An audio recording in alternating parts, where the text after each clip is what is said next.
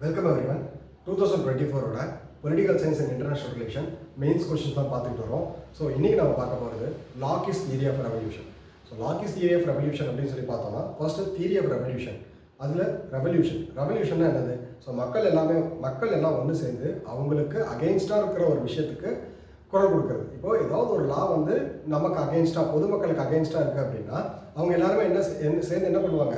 Revolt பண்ணுவாங்க. So போராட்டம் பண்ணுவாங்க. ஸோ போராட்டம் பண்ணி என்ன பண்ணுவாங்க? இது மாதிரி பப்ளிக் வந்து பார்த்தீங்க அப்படின்னா அந்த லா வந்து கம்பேக்டபுளாக இல்லை, ஸோ எங்களுக்கு வந்து இது வந்து பிடிக்கல, ஸோ மாற்றுங்க அப்படின்னு சொல்லி என்ன பண்ணுவாங்கன்னா கவர்மெண்ட்டுக்கு அகேன்ஸ்டாக குரல் கொடுப்பாங்க. ஸோ இதை தான் வந்து பார்த்தீங்கன்னா லாக்கி வந்து என்ன சொல்கிறாங்கன்னா தியரி ஆஃப் ரெவல்யூஷன் அப்படிங்கிற கான்செப்டில் கொண்டு வரார். அவரோட புக்ஸ் 2 ட்ரீட்டிஸ் ஆஃப் கவர்மெண்ட் அப்படிங்கிறது அவரோட work.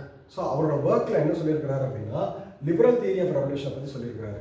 So liberal theory of revolution அப்படின்னா liberal theory of revolution constitutional மீன்ஸில் வந்து பார்த்தீங்கன்னா கவர்மெண்ட் வந்து சேஞ்ச் பண்ணுறது. கான்ஸ்டிடியூஷனல் மீன்ஸில் கவர்மெண்ட் வந்து சேஞ்ச் பண்ணுறது, பீஸ்ஃபுல் கான்ஸ்டிடியூஷனல் சேஞ்ச். சரிங்களா? சரி, ஓகே. கவர்மெண்ட்டை சேஞ்ச் பண்ணுறது அப்படின்னு சொல்லிட்டாரு. பட் அதுக்கு வந்து பார்த்தீங்க அப்படின்னா மக்கள் வந்து பார்த்தீங்கன்னா theory of revolt means theory of revolution so ஏன் கொண்டு வராருன்னா மக்களுக்கு கவர்மெண்ட் வந்து ஒழுங்கான அவங்களோட சர்வீஸை பண்ணல அப்படின்னா, கவர்மெண்ட் எப்போல்லாம் கவர்மெண்டோட ஒர்க் என்னது? மக்களுக்கு சர்வீஸ் பண்ணுறது. இப்போ மக்களுக்கு சர்வீஸ் பண்ணுறதை தவிர்த்து அவங்க மக்களுக்கு அகெயின்ஸ்டாக ஒர்க் ஆக ஆரம்பித்தாங்க. கவர்மெண்ட் எப்போ மக்களுக்கு அகெயின்ஸ்டாக வேலை செய்ய ஆரம்பிக்கிறாங்களோ மக்கள் வந்து என்ன பண்ணலாம்? கவர்மெண்ட்டுக்கு அகெயின்ஸ்டாக ரிவோல்ட் பண்ணலாம். இப்போ கவர்மெண்ட் தப்பு பண்ணுது அப்படின்னா அது வந்து மக்கள் வந்து எப்படி வந்து பார்த்தீங்கன்னா அவங்களோட ஃபீலிங்ஸை வந்து அவங்க எப்படி எக்ஸ்பிரஸ் பண்ணலாம்? ரிவோல்ட் மூலயமா எக்ஸ்பிரஸ் பண்ணலாம். ஸோ அது வந்து ரெவல்யூஷன் மூலயமா எக்ஸ்பிரஸ் பண்ணலாம் அப்படின்னு சொல்கிறாரு. ஃபர்ஸ்ட்டு அதுக்கு ஒரு சில ரீசன் சொல்கிறாரு. First reason that people has right to revolt. மக்களுக்கு வந்து ரிவோல்ட் பண்ணுறதுக்குண்டான ரைட்ஸ் இருக்குது, போராட்டம் பண்ணுறதுக்குண்டான ரைட்ஸ் இருக்குது. ஸோ அப்போது அந்த எந்தெந்த காரணத்தினால நம்ம போராட்டம் பண்ணலாம்? Reasons. First reason, if the executive is not letting the parliament to function. Executive, parliament. So இது ரெண்டுமே வந்து பார்த்தீங்கன்னா ரெண்டு பாடி. ஸோ பார்லிமெண்ட் வந்து லா மேக்கிங் பண்ணுவாங்க, எக்ஸிக்யூட்டிவ் வந்து என்ன பண்ணுவாங்க? அந்த லாவை இம்ப்ளிமெண்ட் பண்ணுவாங்க. இப்போது எக்ஸிக்யூட்டிவ் வந்து என்ன பண்ணுறாங்க அப்படின்னா பார்லிமெண்ட்டை வேலை செய்ய விடுறதில்ல, லா மேக் பண்ண விடுறதில்ல. அப்போ என்ன பண்ணலாம்? மக்கள் கவர்மெண்ட்டுக்கு அகேன்ஸ்டாக போராட்டம் பண்ணலாம். Second point, if the executive is not working according to the law mat with the parliament. First point என்னதுன்னா லாவை மேக் பண்ணவே விடுறதில்ல, அப்போ வந்து மக்கள் போராட்டம் பண்ணலாம். ரெண்டாவது பாயிண்ட் என்ன அப்படின்னா ஆல்ரெடி கவர்மெண்ட் வந்து பார்த்தீங்க அப்படின்னா மக்கள் மீன்ஸ் பார்லிமெண்ட் வந்து மேக் பண்ண லாவை ப்ராப்பராக எக்ஸிக்யூட் பண்ணணும். அதுதான் எக்ஸிக்யூட்டிவோட வேலை. அந்த மாதிரி ஆல்ரெடி பார்லிமெண்ட் மேக் பண்ண லாவை எக்ஸிக்யூட்டிவ் வந்து இம்ப்ளிமெண்ட் பண்ணலை அப்படின்னா மக்கள் வந்து என்ன பண்ணலாம்? போராட்டம் பண்ணலாம்.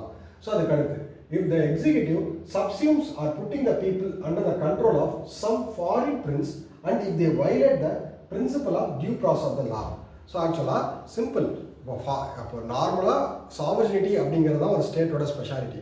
ஸோ சாவர்ஜினிட்டி இல்லாமல் ஒரு ஃபாரின் பிரின்சஸோ ஒரு ஃபாரின் பவர்கிட்டையோ நம்மளோட அதாவது ப்ரெசன்ட் கண்ட்ரியோட ரூலை கொண்டு போய் ப்ரெசன்ட் ஸ்டேட்டோட ரூலை கொண்டு போய் ஃபாரின் அஃபேர்ஸ் கிட்ட கொடுத்தாலோ ஆர்எல்ஸ் மக்களை வந்து பார்த்தீங்க அப்படின்னா அவங்கள வந்து அடக்க நினைச்சாலோ அப்போது அதாவது அந்த பீரியடில் வந்து பார்த்தீங்க அப்படின்னா டியூ ப்ராசஸ் ஆஃப் த லா, அதாவது இருக்கிற லாவை வந்து நம்ம என்ன பண்ணுறதில்ல, பண்ணாமல் இருந்தாலோ, அதாவது எக்ஸிக்யூட்டிவ் வந்து ஃபாலோ பண்ணாமல் இருந்தால், ஸோ அப்போ வந்து என்ன பண்ணலாம்? மக்கள் கவர்மெண்ட்டுக்கு அகேன்ஸ்டாக ரிவோல்ட் பண்ணலாம். ஸோ இதுதான் 3 பிரைம் ரீசன்ஸ். அவர் வந்து என்னன்னா ரைட் டு ரிவோல்ட். ஏன் மக்களுக்கு வந்து ரிவோல்ட் பண்ணுறதுக்கு ரைட் கொடுக்கணும் அப்படின்னா சிம்பிளாக சொல்ல போனால் கவர்மெண்ட் அவங்களோட வேலையை செய்ய தவறினால், எக்ஸிக்யூட்டிவ் அவங்களோட வேலையை செய்ய தவறினால், பார்லிமெண்ட் அவங்களோட வேலையை செய்ய தவறினால், ஸோ இந்த மாதிரி அவங்களோட வேலையை செய்ய தவறும் பொழுது மக்களுக்கு வந்து பார்த்தீங்கன்னா ரைட் டு ரிவோல்ட் வந்து ஆட்டோமேட்டிக்காக கொடுக்கப்படணும். ஸோ வந்துடும். ஸோ அதனால் வந்து பார்த்தீங்கன்னா theory of revolution is a part of theory of government. So அவரோட தியரி ஆஃப் கவர்மெண்ட் அப்படிங்கிற ஒரு கான்செப்டில் ஒரு பார்ட் தான் வந்து பார்த்தீங்கன்னா தியரி ஆஃப் ரெவல்யூஷன். ஸோ இதுதான் வந்து பார்த்தீங்க அப்படின்னா நமக்கு கொஷின் கேட்டிருந்துருக்காங்க. So government is a trust. ஃபைனலாக நம்ம ஆக்சுவலாக இதுதான் வந்து கோர். ஸோ அவரோட ஒர்க் வந்து எப்படி எண்டு பண்ணுறோம் அப்படின்னா ஆக்சுவலாக கவர்மெண்ட் இஸ் அ ட்ரஸ்ட். நம்ம வந்து இப்போ நம்ம எதுக்காக ஓட்டு போடுறோம்? இந்த ஆக்சுவலாக நிறைய கட்சி இருக்குது. ஸோ நாம் வந்து பார்த்தீங்கன்னா எந்த கட்சி ஓட்டு அதிகமாக வாங்குதோ அந்த கட்சி வந்து பார்த்தீங்கன்னா ஜெயிக்கிறாங்க. ஸோ ஏன் அந்த ஓட்டிங் ப்ராசஸ்ங்கிறது என்னது? அந்த கட்சி மேலே நாம் வச்சிருக்கிற ட்ரஸ்ட், நம்பிக்கை. ஸோ அவங்க வந்து அந்த பொலிட்டிக்கல் பார்ட்டி வந்து என்ன பண்ணுறாங்க? கவர்மெண்ட் ஃபார்ம் பண்ணுறாங்க. அந்த கவர்மெண்ட் மேலே மக்கள் வச்சிருக்கிற ட்ரஸ்ட், அந்த ட்ரஸ்ட்டை பிரேக் ஆகும்போது என்ன ஆகும்? நம்ம வந்து இந்த கவர்மெண்ட் தான் நல்லது பண்ணுவாங்க அப்படின்ற ஒரு நம்பிக்கையில் தான் நம்ம என்ன பண்ணுறோம்? அந்த பொலிட்டிக்கல் பார்ட்டிக்கு ஓட் பண்ணுறோம். ஒரு வேளை அவங்க வந்து நல்லது பண்ணல அப்படின்னா மக்களோட நம்பிக்கையை வந்து உடைச்ச மாதிரி தானே கணக்கு. ஸோ அதான் சொல்கிறாங்க, government is a trust. The government works on arbitrary manner, breaks the trust, people will have right to revolt. மக்களுடைய தேவைக்கு ஏற்பவாறு கவர்மெண்ட் செயல்படவில்லை என்றால், செயல்படல, கவர்மெண்ட் வந்து பார்த்தீங்கன்னா மக்களுக்கு என்ன தேவையோ அதை செய்யாமல் அவங்க வந்து அவங்க இஷ்டத்துக்கு இருந்தாங்க அப்படின்னா மக்களுக்கு வந்து பார்த்தீங்கன்னா ரிவோல்ட் பண்ணுறதுக்கு உண்டான ரைட்ஸ் வந்து பார்த்தீங்கன்னா வந்துடும். ரைட் டு ரிவோல்ட் வந்து மக்களுக்கு கிடைச்சிடும். ஸோ அதை தான் சொல்கிறோம். இது அந்த ட்ரஸ்ட் வந்து எதுக்கு, நம்பிக்கை வந்து எதுக்காக, நீ வந்தால் எனக்கு நல்லது பண்ணுவ அப்படிங்கிறதுனால தான் நான் உன்னை தேர்ந்தெடுக்கிறேன். ஆனால் நீ வந்து எனக்கு நல்லது பண்ணாமல் நீ உன்னோட இஷ்டத்துக்கு இருக்கிற அப்படின்னா நீ என்னோட நம்பிக்கையை வந்து உடச்சிட்டன்ற கணக்கு தானே.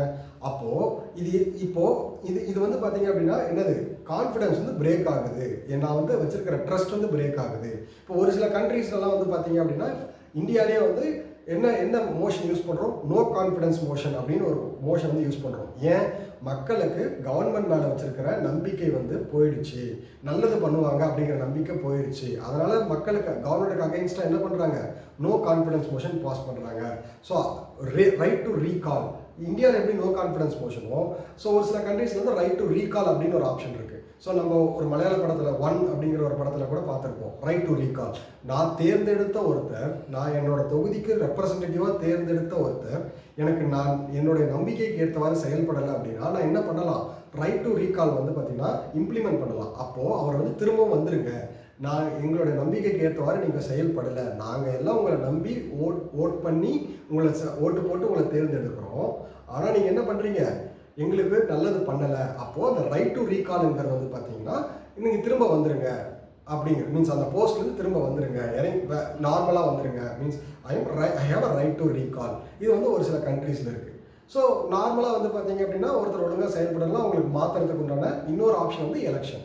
So no confidence motion, right to recall, election. இதெல்லாமே எதோட டூல், நமக்கு வந்து மக்களுக்கு ஏற்றவாறு கவர்மெண்ட் செயல்படலை அப்படின்னா அந்த கவர்மெண்ட்டை வந்து பார்த்தீங்கன்னா அட்டாக் பண்ணுறதுக்கோ இல்லை கவர்மெண்ட்டை வந்து திரும்பவும் பயன்படுத்துறதுக்கோ கிடைச்சிருக்கிற டூல் தான் வந்து பார்த்தீங்கன்னா right to recall, no confidence motion and election. ஓகேங்களா. ஸோ இதுதான் வந்து பார்த்தீங்கன்னா இந்த கொஸ்டினுக்கான ஆன்சர். ஸோ ரொம்ப சிம்பிள். ஸோ இதுதான் வந்து பார்த்தீங்க அப்படின்னா 2024 மெயின்ஸ் கொஸ்டினுக்கான answer, Locke's theory of revolution. Thank you.